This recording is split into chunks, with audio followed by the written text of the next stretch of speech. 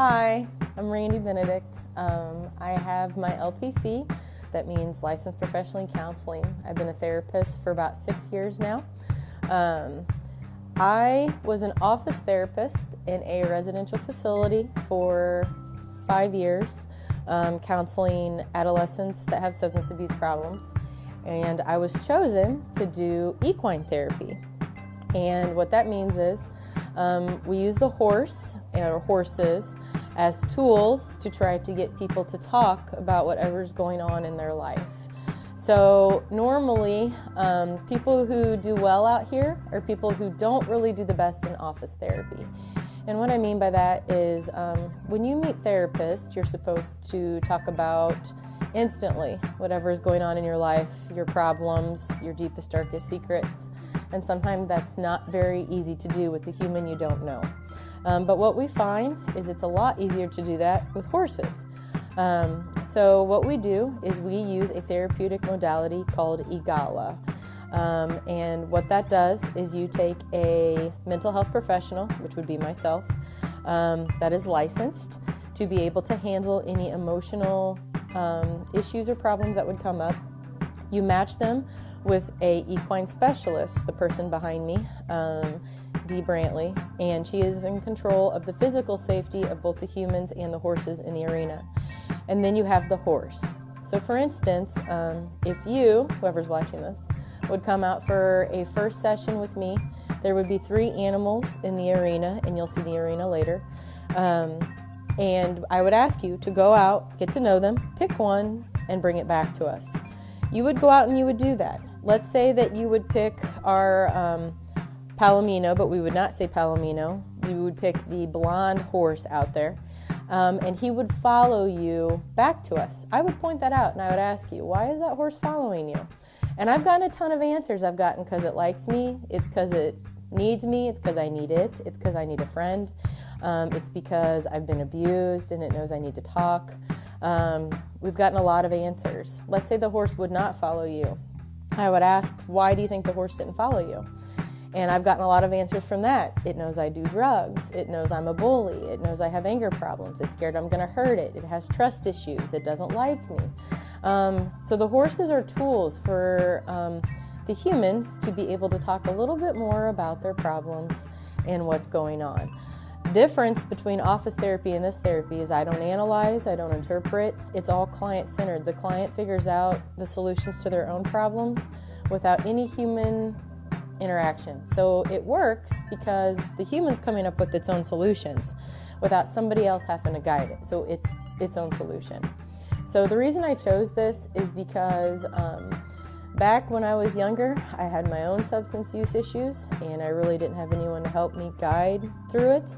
And I kind of had to figure it out on my own. And the reason I chose this direction is because maybe with my guidance and now with the animals, I can be that person that I probably needed back in the day. So also it's very rewarding to see clients figure out their own solutions to their own problems. And this type of horse therapy is 1,000 times more rewarding than I ever did in the office because the client's figuring out its own problems and its own solutions without my involvement whatsoever. So it's rewarding to see people figure out their own stuff without me having to guide it. Plus, I get to work with horses every day. Who wouldn't want to do that? So, yeah. So I was put in rehab after I got arrested at a community lake with a bunch of drug paraphernalia on me. All right. I got sent off to rehab because I failed the drug test for marijuana. And that was the first time I'd ever been arrested, so I didn't really know what to think of it, honestly. I was just scared. And when I got there, I got checked out for, like, diseases and stuff, if I had STDs and blah, blah, blah, this, making sure in case, like, for my psychologist, they got me a psychologist while I was there. Got my medication changed and everything. Well, I also got a CAT scan for my migraines because I had a really bad migraine while I was there. Well, during the CAT scan, because of all the K4 and fake stuff that I smoked, like spice, you know, K12, K2, whatever you guys want to call it, I got 28 holes in my brain. I got 2 large ones right here, and you can connect the dots right over here. And you got like, I got black little river veins going all through my brain and everything. During supervised probation, I still didn't want to quit smoking weed because it was just a part of me at the time. I was like, if you're with me, you're going to be around it, so let's just deal with it or get out. Again, you have to be willing to change, and you can't just go into a facility that's going to sit there and basically keep you locked up for 2 months, and you're just going to sit there and hate it, and you're going to sit there and grudge over, and that's not going to help at all.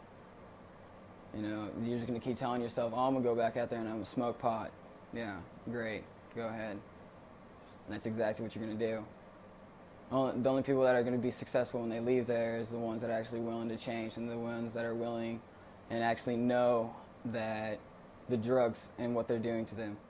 But I didn't want to keep on having to have to stop smoking on time periods, so I found another way to get my high in a sense. So I ended up getting addicted to K4 or K9, K12, whatever you want to call it. It's synthetic marijuana.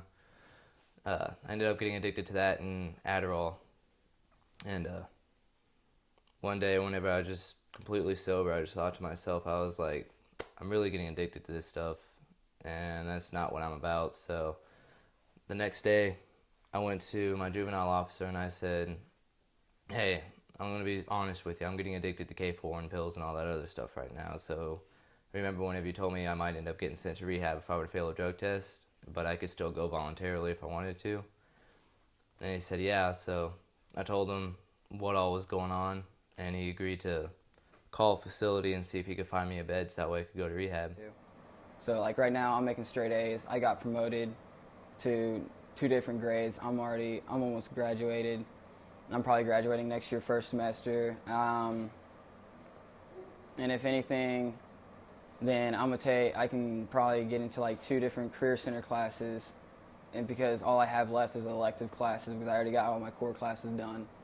And I'm holding a record right now for the most credits ever earned, for real. You just have to put forth effort to get through life. If you got around all the like crappy parts because they didn't have the funding for it, it honestly was not that bad of an experience because I honestly enjoyed it and it changed me for the better, in all honesty. But whenever I left, I never really found my purpose in life until I left there because I was just getting high all the time and just living life day by day. But I found my purpose in life while I was halfway through the program, I'd say. And I left with a bunch of leadership qualities. I was sober, ready to go out and do life, make it work. I had a job waiting for me whenever I got back. I had my car fixed for me. I had a brand new pair of subs to put in. And honestly, the best part about me coming home was being able to see all my friends and family again. That was probably the best part of actually leaving, was being able to see everybody again. But walking out of there was kind of hard because I was as close to everybody in there as I was with my friends and family back home. But after everything was said and done, I'm like, I think it's been almost a year now. Yeah, it's been a year. I'm still going good. I got things going for me. I got a new car. Got good friends. Maybe a girlfriend soon. I don't know. I don't even know why I said that. I'm just rolling with it. But this is our documentary on rehab clients that have gone through the program successfully or unsuccessfully. Whether or not they told you that, that's their choice. But this is our documentary. And yeah, it doesn't look professional, but to us it doesn't really matter if it's professional or not. It's the thought of how we did it. It's the thought that counts, literally.